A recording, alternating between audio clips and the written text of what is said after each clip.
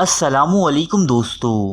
شہرائے آفاق ڈرامے Ertugrul Ghazi سے اس وقت پاکستان کا بچہ نہ صرف واقف ہو چکا ہے بلکہ وہ نسل جو تصوراتی اور افسانوی ہیروز کے سحر سے باہر نہیں نکلتی تھی، وہ بھی اب ارطغرل اور ترگت کو اپنا ہیرو ماننے لگی ہے۔ جہاں نوجوان لڑکے حلیمہ جیسی صابر،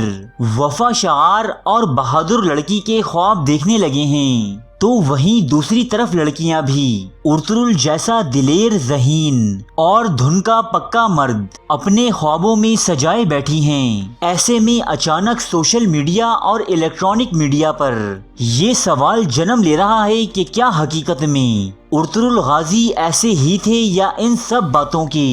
بالکل برعکس وہ ایک بت پرست تھے؟ یہ سوال دراصل جنم لیتا ہے مولوی محمد عزیر کی لکھی ہوئی کتاب تاریخ دولت عثمانیہ سے، جو 1939 میں لکھی گئی۔ اس کتاب کے مطابق 1916 سے پہلے تمام ہی مورخین اس بات پر متفق تھے کہ ارطغرل اور ان کے ساتھی اناطولیہ میں داخل ہونے سے پہلے ہی مسلمان تھے،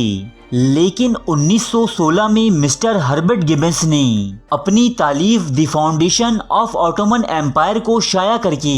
یہ تازہ تحقیق پیش کی گئی تھی کہ سوگوت میں بودو باش اختیار کرتے وقت عثمان اور اس کے قبیلے کے لوگ بت پرست تھے۔ مزید اسی طرح کا ایک اور شبہ مولوی محمد عزیر نے ایک اور برطانوی مصنف ڈاکٹر جولیس گرمانی کی کتاب ترکوں کی اسلامی خدمت کا حوالہ دے کر بھی درج کیا ہے، جو 1932 میں لکھی گئی تھی۔ اب غور طلب بات یہ ہے کہ ارطغرل غازی کی وفات یعنی 1288 عیسوی سے لے کر 1916 یعنی 625 سال تک یہ بات حتمی تھی کہ ارطغرل اور ان کا قبیلہ مسلمان تھا۔ پھر یکایک یہ تحقیق سامنے آ گئی، مگر کیوں؟ اس کا جواب یہ ہے کہ یہ نئی تحقیق اس وقت کی گئی تھی کہ جب خلافت عثمانیہ اپنی آخری سانسیں لے رہی تھی۔ ایسے میں نئی ترک نسل کو بدل کرنے کی خاطر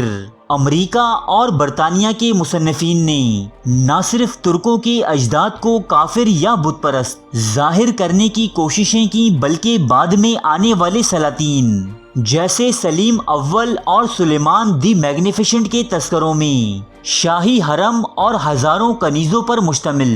رنگین داستانیں بھی شامل کی گئیں۔ خلافت عثمانیہ کی ساکھ بچانے کے لیے اس وقت کے عثمانی خلیفہ سلطان عبدالحمید نے ترک نوجوانوں کی توجہ حاصل کرنے کے لیے سوگوت میں ارطغرل غازی کے مزار کی تعمیر نو کی اور ان کے ساتھی مجاہدین کا ایک علامتی قبرستان بھی آباد کیا۔ خود مولوی محمد عزیر اپنی کتاب میں لکھتے ہیں کہ حضرت عمر بن عبدالعزیز جو 717 سے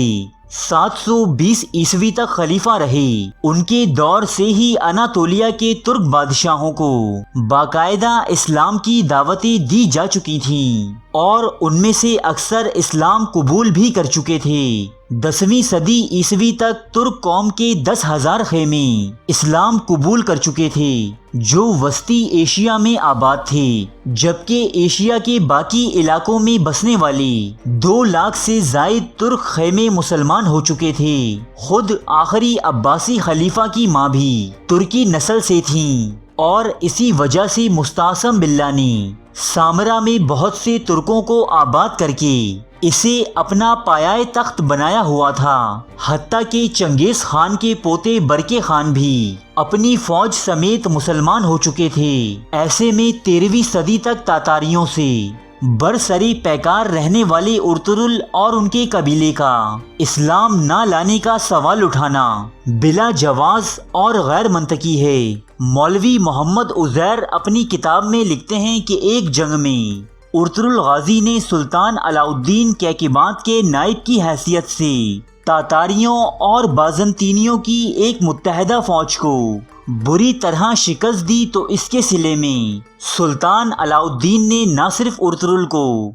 صدر سلطانی کا علاقہ دیا بلکہ اپنی فوج مقدمۃ الجیش کا سپہ سالار بھی مقرر کیا۔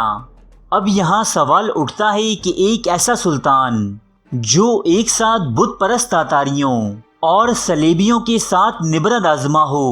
اور مسلم امہ کی آخری امید ہو، وہ بھلا ایک بت پرست کو اپنی فوج کا سپہ سالار صرف اس کی بہادری کی وجہ سے کیوں بنائے گا؟ ارطغرل غازی کی ایک مسلمان سلجوقی شہزادی حلیمہ خاتون سے شادی اور ارطغرل کے والد سلیمان شاہ کا نام بذات خود ایک دلیل ہے کہ کیا کسی بت پرست نے اپنا نام سلیمان شاہ رکھا یا شہزادے نعمان کی بیٹی حلیمہ خاتون نے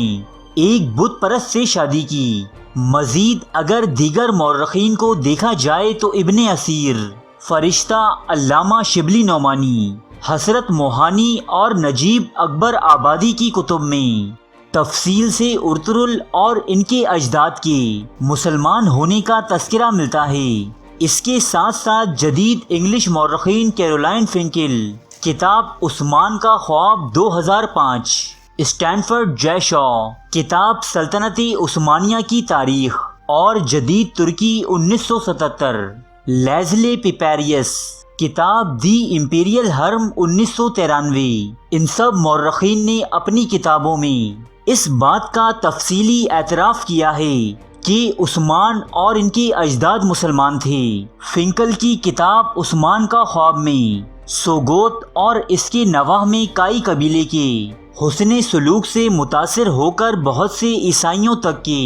اسلام قبول کرنے کے شواہد کا ذکر کیا گیا ہے۔ اس تمام بحث سے حتمی طور پر کہا جا سکتا ہے کہ ارطغرل غازی اور ان کے اجداد نہ صرف مسلمان بلکہ عظیم ترین مجاہدین بھی تھے، جنہوں نے کمزور پڑتی ملت اسلامیہ کا بھرپور دفاع کر کے نہ صرف تاتاریوں اور بازنطینیوں کو شکست دی بلکہ اپنی مسلسل اور انتھک جد و جہد سے ایک نئی اسلامی خلافت کی بنیاد بھی رکھی، جس نے بلا مقابلہ 400 سال تک 3 بر اعظموں پر حکمرانی کی۔